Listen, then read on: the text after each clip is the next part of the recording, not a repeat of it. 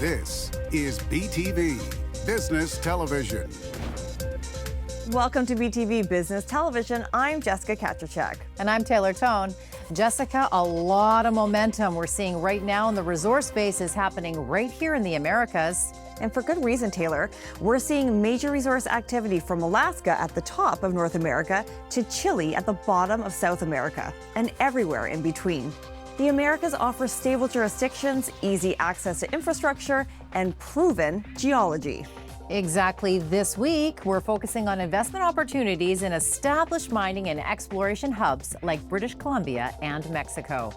It's very clear that our project is emerging as one of the best development projects in North America. But we've had some of our best results in the property to date. There's enough iron ore in Minnesota to feed the country for generations. It's an underexplored country compared to Chile, Peru, all the South America. Our look at opportunity across the Americas is coming up next on BTV Business Television. The support is really strong for the silver market. You've got industrial buyers that can't get enough of it. We're moving into the 6th year of a silver supply deficit. And we've seen big investment come in terms of people buying on the investment side. So industrial demand is very strong. It's been a transformative 18 months for Thesis Gold and Silver. That's included a rebrand and a significant investment by a global mining heavyweight. It's all part of an evolution that has left Thesis in a position to be one of British Columbia's next standout development plays. And investors are starting to take notice. I think it's very clear that our project is emerging as one of the best development projects in North America, and I think the market is really starting to catch on to that as well. It's in a fantastic jurisdiction. We have great scale. The infrastructure is very good for this part of British Columbia. We've got a 5.3 million ounce resource, gold and silver, and a very strong PFS that with great economics, a great production profile, and we're working through the permitting process and towards feasibility study. Once their pre-feasibility study was complete, the case for rebranding to Thesis Gold and Silver was compelling. I think we rebranded really just to reflect the growing silver endowment on the project. I think it became pretty clear last year in the PFS that we've got about 100 million ounces of silver and a fantastic jurisdiction. So even as a standalone silver project, it would be very impressive and ranked with the best in North America. The company has also been buoyed by a significant strategic investment in the project by one of the world's major gold mining companies. AngloGold coming in is just a big validation of the project. It's great to have them as shareholders. They obviously have a lot of expertise building out projects and developing districts.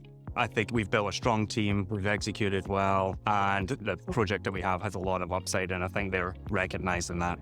After finishing 2025 on a high note, 2026 is shaping up to be another consequential year for Thesis.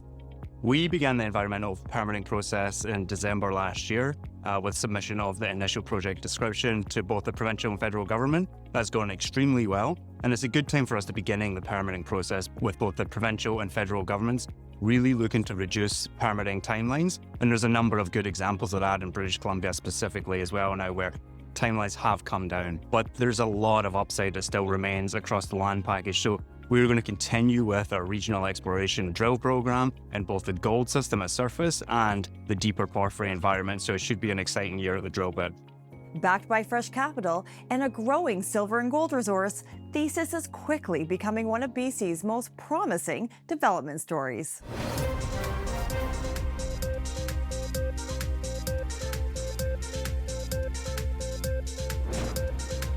Imagine a major resource project in a Tier 1 district in Nevada, a mining-friendly state, with a highly supportive partner funding a significant phase of development at no cost to shareholders. If I've piqued your interest, you might want to focus your attention on the latest offering from Lion Copper and Gold.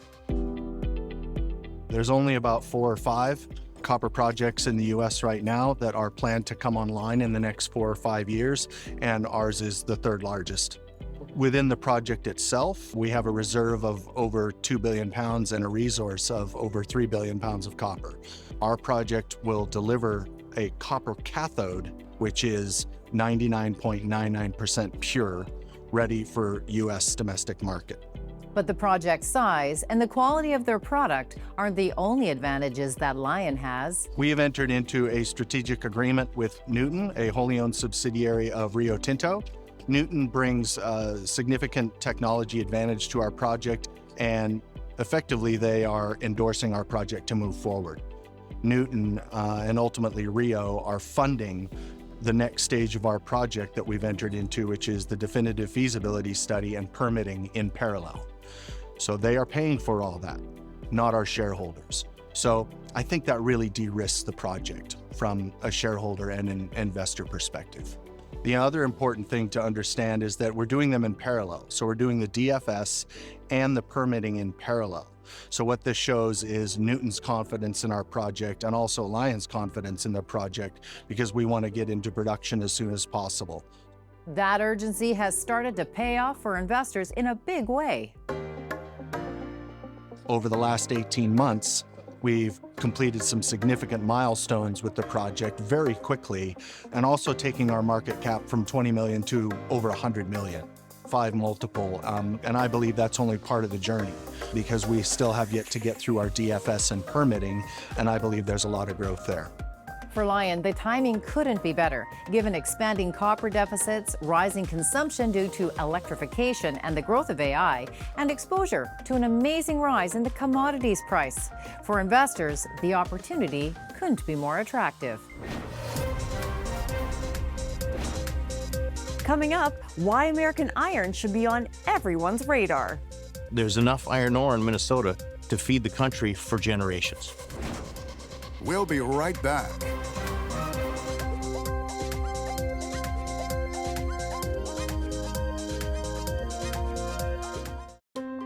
You're watching BTV. 2026 promises to be an exciting year for Brixton Metals, a Canadian-based exploration company.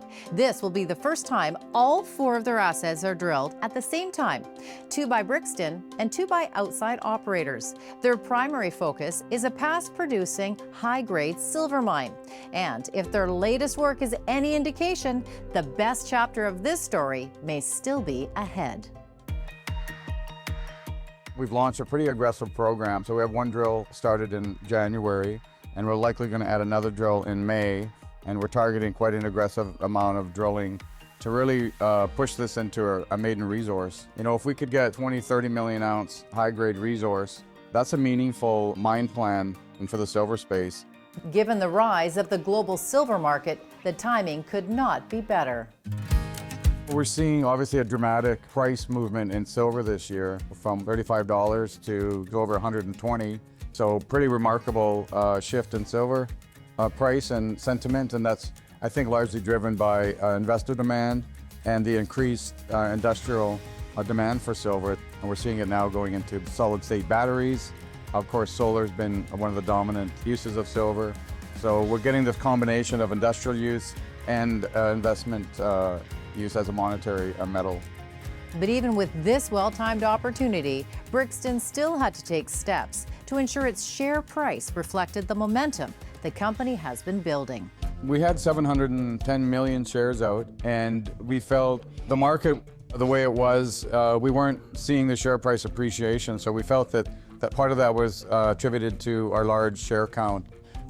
So with a consolidation now approved by shareholders and now implemented, we have 71 million shares out, and quite aggressive drilling going on. In fact, all 4 of our projects are going to be drilled. So it's going to be quite a news-heavy year for Brixton. We're well-financed, and so we think it's a good opportunity for shareholders now, which a much tighter float, and we would anticipate better share price appreciation really on the back of that. The second batch of results from Brixton's Langus Project drill program showed record silver intercepts, with some results being 2 times greater than previous samples. Due to these extraordinary outcomes, they plan to add a second drill later in the year, as the project promises to deliver strong silver grades.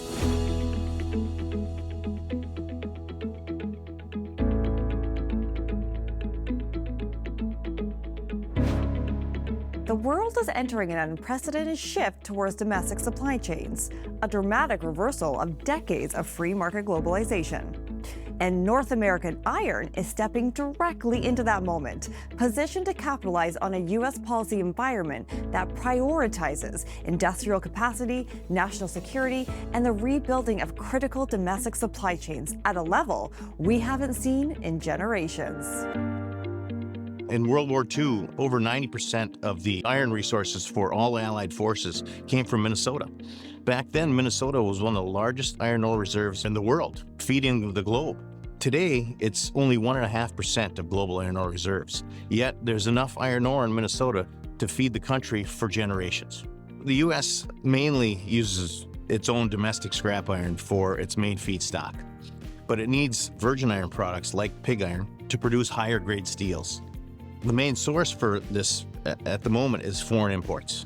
So by utilizing Minnesota iron ore, the only real U.S. iron resource that we have, it's eliminating the need for foreign imports. Administrations and politics often determine how quickly a mine project advances to production. With the U.S. administration's focus on industrial development, North American Iron sees this as the perfect time to restart domestic production. North American Iron will produce 2 million tons of pig iron per year. To put that into contrast, right now we're importing 4 million tons, yet we have a 13 million ton demand. The time is now for North American Iron to move forward with our project. Realistically, this should have been done decades ago. But we're here now, and the time is right, that we have the right administration, we have the right need for this product. This has to happen today. Permitting that is expected to finish in 2026 is already underway, and a new supply of pig iron might only be 3 years away. So the timeline to construction and commissioning is 2026 to start construction and commissioning and be in full production by 2029. We'll be the first and only merchant pig iron producer in the United States. And we have a very strong market and need for it in the U.S. steel industry.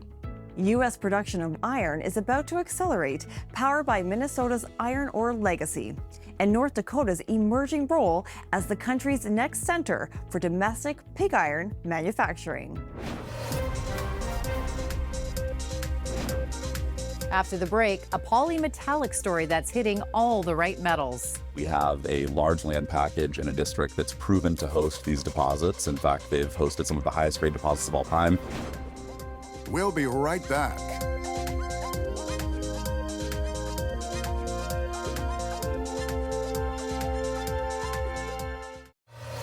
You're watching BTV. Take a district-scale land asset, one of the world's richest gold belts, and a commodity that's hitting all-time highs, and you've got a formula for success.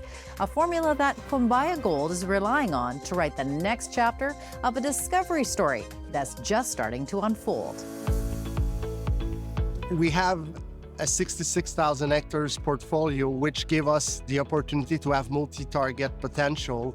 And also we're close or neighbors to already producing asset, world-class assets. So big scale give us the opportunity to have multi-discovery. And I know that the best place to find a mine is neighbor to another mine. So that's why we're so excited in Quimbaya to be neighbor to Aris Mining, now today a $6.3 billion company. All this activity is helping to make Colombia a very desirable place for explorers seeking scale, grade, and room to grow. It's an underexplored country compared to Chile, Peru, all the South America. So there is a huge opportunity for discovery. Our district, Segovia in Antioquia in Colombia, is the biggest district of Colombia for sure. Also, it's one of the more high-grade gold vein system in the world, in the top 3. Quimbaya Gold aims to capitalize on its strategic position in Colombia, and if its first drill results are any indication, the company may have plenty to be excited about. First drill campaign or thesis was to prove that we have the extension of our neighbor producing asset, which we had for many kilometers. So it's 2 vein system. And we have the same signature of the deposit system in the area. With these encouraging results in hand, Quimbaya will continue to drive ahead, led by an in-country exploration team that's contributed to several multi-million-ounce gold discoveries across the country. We have the team, the land package, and the cash, and we are surrounded by asset in production, and we are early in the curve of a mine process stage. So I think that's the biggest advantage of Quimbaya right now. High-grade gold veins, rapid exploration, and encouraging early results. Quimbaya is a story worth watching for investors.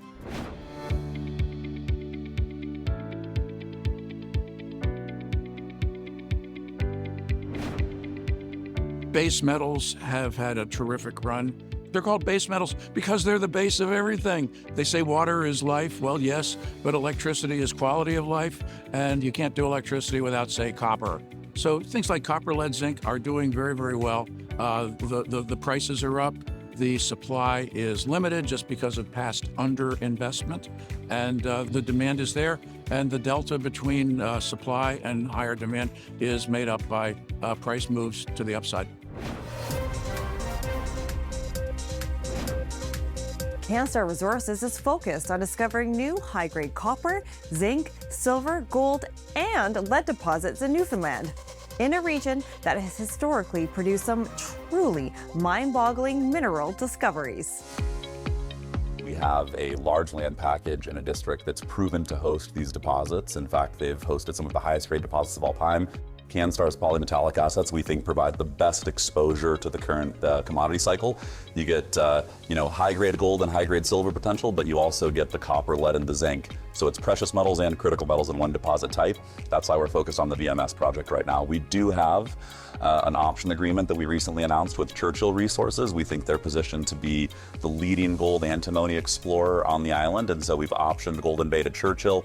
They're required to put $5 million into that project over the next 2 years, including $2 million this year. We definitely expect there's going to be some drilling there, and we think they're a great partner to unlock the gold and antimony potential of that project while we focus on the high-grade polymetallic projects in the Buckens district. And their management and advisory team are the who's who in the industry. Exploration obviously requires capital, it requires expertise, it requires favorable geology. VMS Mining Corporation is a private company that was set up by John Wazinski. He's famous for being the founder of Osisko Mining. Obviously, most recently was sold for $2.2 billion, the Windfall project there. But it was also set up by Patrick Anderson. He's famous for the Fruta del Norte discovery that was sold for Kinross for $1.2 billion. And VMS Mining Corporation, technically it's led by Dr. Harold Gibson, who has over 100 peer-reviewed papers published. We announced that joint venture in April of 2025. Neil Burns, who's the number 2 tenured person at Wheaton and their vice president of corporate development's a board member. I mean, we just have quality of people in spades. And so that's what excites me the most is the people that we have. And to me, if you have good people and you execute diligently, success is assured.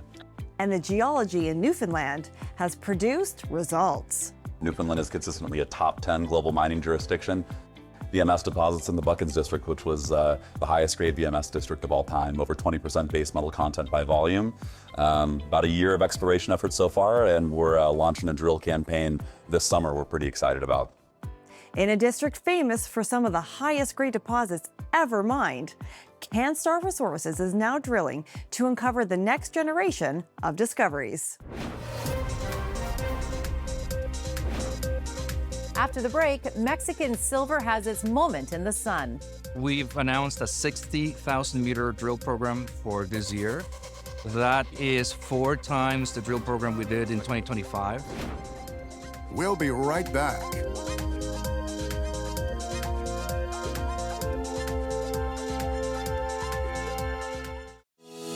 You're watching BTV. Next is the America's Metals and Mining lead from Ernst & Young with his thoughts on base metals. Base metal is very important, I think. I think base metal is kind of the lifeblood of economies in general. I expect base metal to continue to stay that way. Same way with iron ore. They may not be very sexy in terms of their prices, but they're not going to go anywhere because we use them everywhere.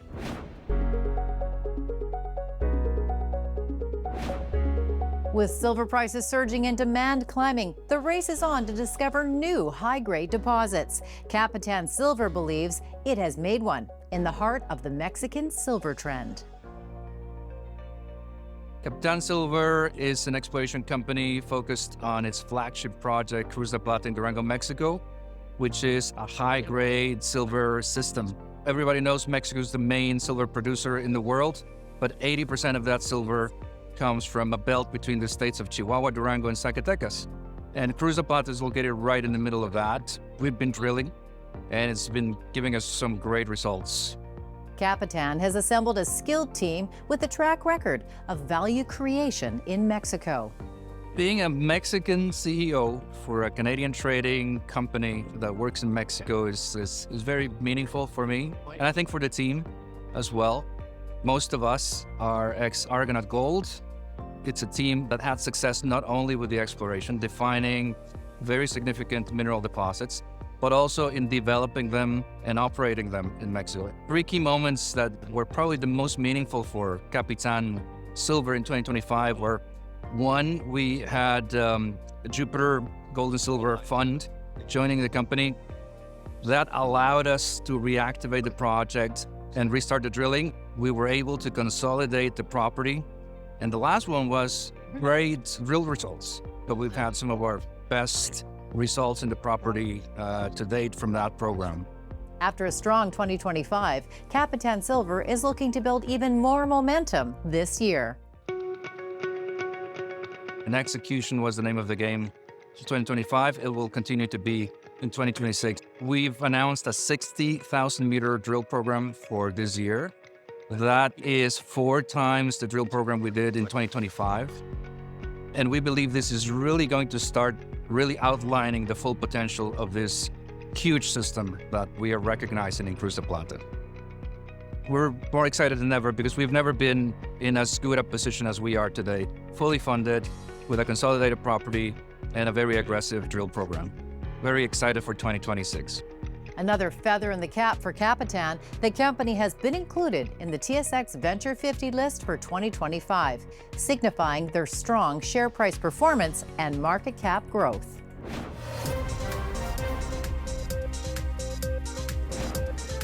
Well, Taylor, today we've seen how opportunities across the Americas are hard to ignore.